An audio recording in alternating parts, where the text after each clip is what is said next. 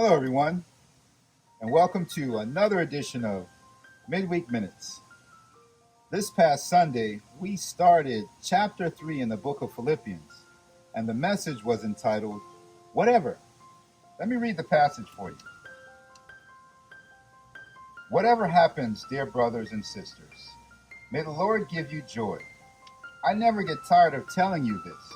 I am doing this for your own good.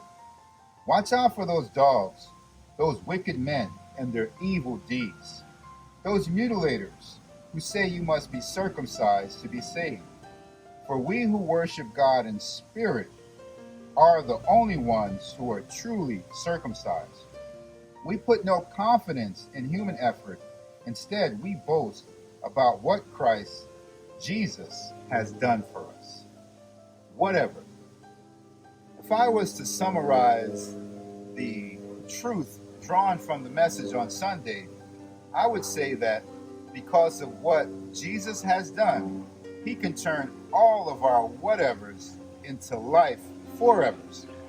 And there's several words that begin with circum that can give insight into how Jesus can change our whatevers into life forevers.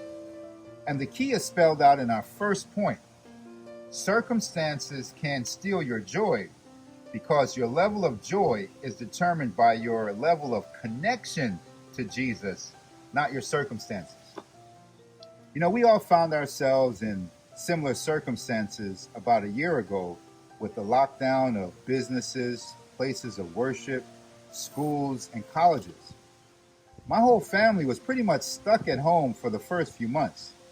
But I was determined to not let our circumstances steal our joy. So I went to work on changing our outdoor living situation into our own personal theme park. And this mister is one of the many attractions I was able to add to Coco Francade. And we've been able to create many memories that are moving us towards our forever. Now, many people try to circumvent God's instruction to let the joy of the Lord be our strength and not our circumstances. The mutilators that the Apostle Paul references in this passage, they also try to circumvent God's way of being saved by requiring works such as circumcision over faith in Jesus Christ alone.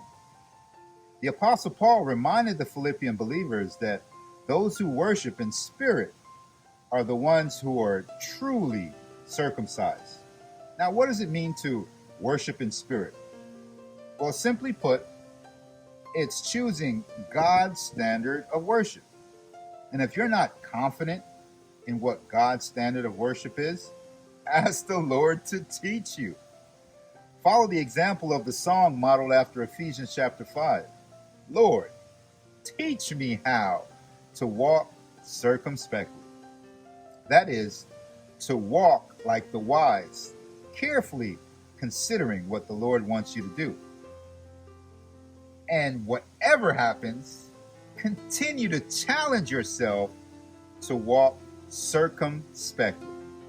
You see, consistency is the key. I learned a lot about consistency over the several weeks that we've been having sporadic rainfall in South Florida. You see, my grass that was once a nice hunter green had turned to a burnt orange. That was because I was reluctant to water it, because of the cost of turning on the sprinklers. But I've decided to pay the cost. And I've seen how my grass has changed, how it's becoming healthy again, and the green is coming back because I decided to pay the cost. Now, before I go, I want to leave you with one last word that starts with circum. Circumfluous.